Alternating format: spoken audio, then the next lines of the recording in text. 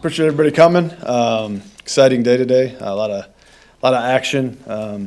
Really excited to get Jair Alexander onto our squad. He's an exciting cover corner, who has explosive speed, and, physical, aggressive, competitive kid. So we're really excited to have him, and I'll take some questions from there. How far back were you thinking about making the initial move to the Seahawks? They clearly needed picks or wanted picks, not having very many.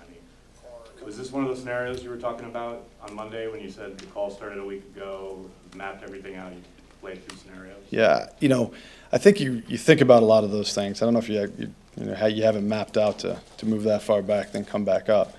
But you kind of knew what the likely trade partners might be for something like that. So it wasn't mapped out. It was something. There's a lot of action from the beginning to the end, and I knew once we got back to 27 that if I wanted to get back up, that would be one. That was one of the first calls.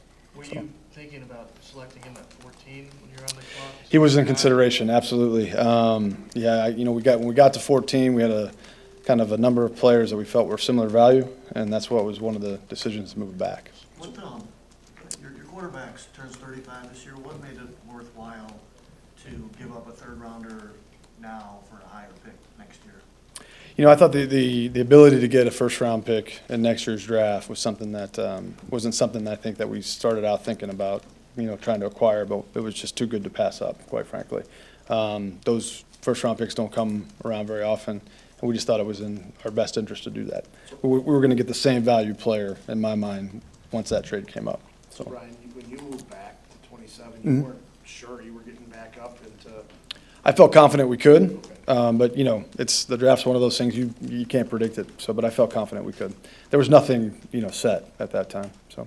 Jair said he'd never talked with the Packers before the draft, and was surprised that you ended up taking him. Were you surprised at all with how the first round unfolded for you, and surprised you actually ended up taking Jair? Not surprised how everything kind of fell, and not surprised that we took him. He was one of those targets early on that we liked quite a bit. All our scouts that went into Louisville this year liked him quite a bit. So we did talk to him on numerous occasions, but those guys talked to so many different scouts and people. I'm sure that get a little cloudy. He was a guy from early on and probably the fall that our guys were really excited about. When it's your first draft as GM, your first move is going to be a trade back. Is there a little anxiety on your part knowing that who's going to be his first pick and then you trade back? What's that process like to not make that pick right there? Yeah, well, I think you go into it kind of having a lot of different ideas about what could happen, whether you're going to move up, whether you're going to move back, stay and pick, how it's going to fall.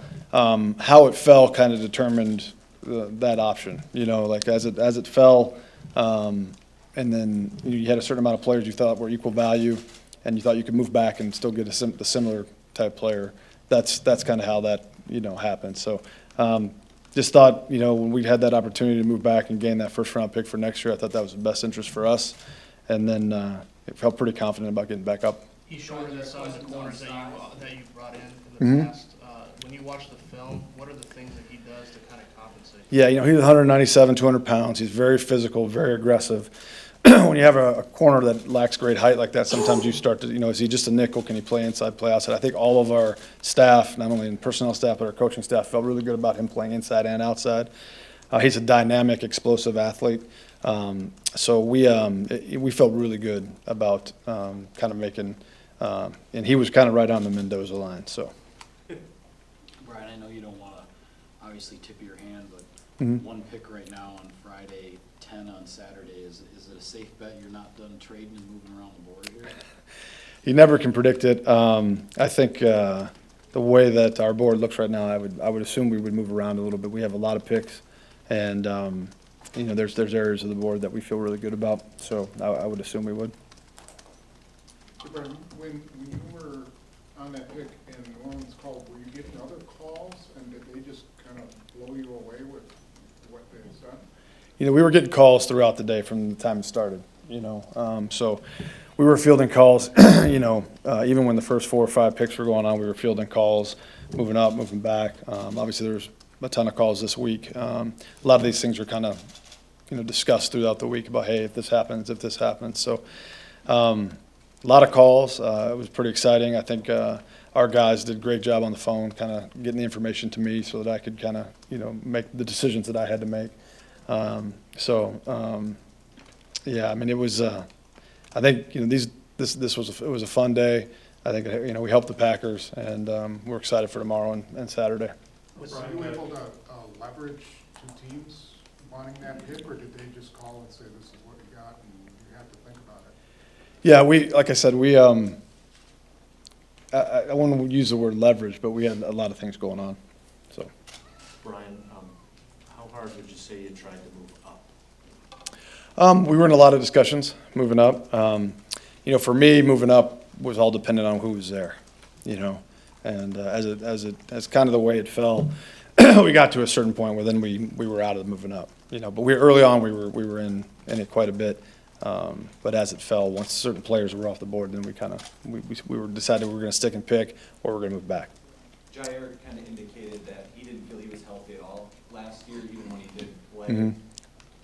Is there something to be learned about a player playing as well as he did when he didn't feel like he was healthy? I think there's guys that have enough grit to play through things and play at a high level still. I think he's one of those kind of guys. I think between the 16 and 17 film, we thought we were getting a dynamic player, and I do think that in this league, you're not going to be healthy, all the time. So you better be able to play when you're nicked. You can't be pulling yourself out, And we felt pretty good about Jair's ability to stay in there. With some of the other moves you made at corner, which Vaughn this offseason, when you look at the depth chart and how it might look on the field, is Jair kind of a guy you see being in the slot a lot early? We're gonna. He's a rookie. I think the coaching staff, once we get our hands on him and see him out there, they'll start to see where that ends up. We're very confident he could do both. But that'll all be dependent on what's best for the defense. But I think it'll be. I think he'll be cross-trained at both, and then wherever we need him. So. Does he kind of finalize your depth chart there as far as corner, the work you needed to do at quarterback this offseason? Do you feel like you have you're set at that position going forward? I don't know if we ever feel like we're set, anywhere. I mean, if we have an opportunity to take good players anywhere, despite what our team looks like right now, we're going to take good players. And I feel really good about the addition, the additions we've made. But I think getting our defense to a championship level is something we're still very much in progress. Brian, going back to Brian's question about making that decision with the first pick. Mm-hmm. I know you're not up there, you don't care about what's going on, but you blew up Twitter when you traded out on your very first pick. But Negative or positive? you don't know.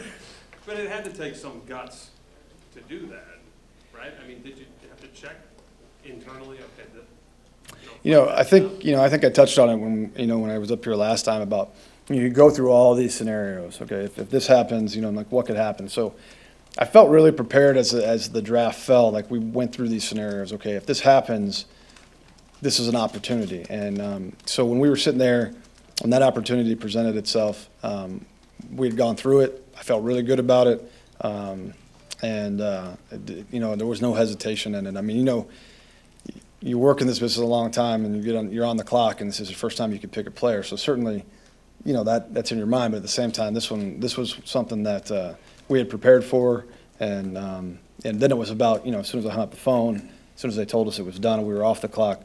Now it was let's see if we can get in this range. So it was just you're just going. You don't really. I don't think you ponder a lot of those things. It's just about executing. So. Ryan, how much quality did you think was there? Would it be there at 27 if you would stayed put? I felt good that if we stayed at 27, that there'd be a player that we would be able to pick kind of in the range we wanted to. But at the same time, I knew if we could get, 7, 8 picks higher, we'd be right where I wanted to be to get the player that I wanted to get. So. How much did his return ability enter into your evaluation? Yeah, a little bit. Yeah, a little bit. Sure. I mean, that's the more you can do, and he's like I said, he's a really versatile, talented, confident player and tough, and I think his play style is is kind of what, what we want to find in a player, so. You had Edmonds in here for a visit, and you had James in here for a visit, so I assume that you like those guys. Ultimately, what was the decision, Alexander over those guys? Was it merely just a draft pick, or was Alexander your guy? You know what, all those guys were good players, and we liked them. I think for us, it was just, that was the choice that we made. I think what we thought was best for the Green Bay Packers at that time, we would have been happy with either one of those players as well, but we just thought this one was something that we couldn't pass up. Brian, with Alexander, he's one of the fastest guys in the draft. Mhm. You kind of touched on it. He talks a lot. He's got some attitude. Are those two things you felt like you had to instill in your defense? I liked his aggressiveness. I like his competitiveness. He plays with a passion for the game. He's certainly not afraid, to accept challenges. So yes, those are those things we look for in all the players that we try to acquire. But I don't know if we need to really instill it in our defense. We have a lot of guys like that, but it's certainly something that attracted us to him. Hey, Brian, when you were preparing for all these scenarios, Mhm. had you looked at the 19 draft? I mean, is that a consideration? Do you look and see how deep it is when you're considering you might get a pick next year? Sure. Some of that comes into play, our knowledge of that draft class, especially nowadays when the junior classes are so heavy and you don't really know how that's going to unfold. But that certainly plays a part in it. Multiple first-round picks, we haven't had a lot of those around here, and I just thought it was something I wanted to do. Looking at your roster from a broader perspective, I think you've added your 3 fastest players in the past 2 draft picks, 3 of the 4 fastest on 40 time. Mhm. How much of an emphasis, especially carrying into this spring, has that been, especially in the defensive backfield, to add speed there? Yeah, I think adding speed is always important. The 40 times aren't as important to me as play speed. Obviously the 40 times are a verification of play speed, but play speed is, an explosiveness on the field is what matters to us, and we'd like to continue to add more guys like that. You said on Monday that, you wanted to stay calm and have that calm hand like Ted had. I'm guessing there's also some adrenaline going through you. Sure. How did you succeed at keeping that calmness, and did you get to hit golf balls today? Yeah, I did not get to hit golf balls today. I did get some time away, but I did not get to hit golf balls. I felt like I stayed relatively calm. I felt really good about it, how it went. I just felt we were so prepared that nothing was a surprise, which was comforting. The guys in the room were comforting. I don't know if they would tell you that, but I felt really, really calm and prepared. I think, and that's the key. I think when you're prepared, then you have a chance to stay that way. And like I said, we did a lot of things. We moved back, we moved back in, up, and there's a lot of things going on. We had some new guys on the phones, which was, I was kind of anxious to see how that might go, and they knocked it out of the park. So I was really happy with the way the day went. We got a lot more to do, and we're excited to get back in here tomorrow. Thank you, guys. Thank you, guys.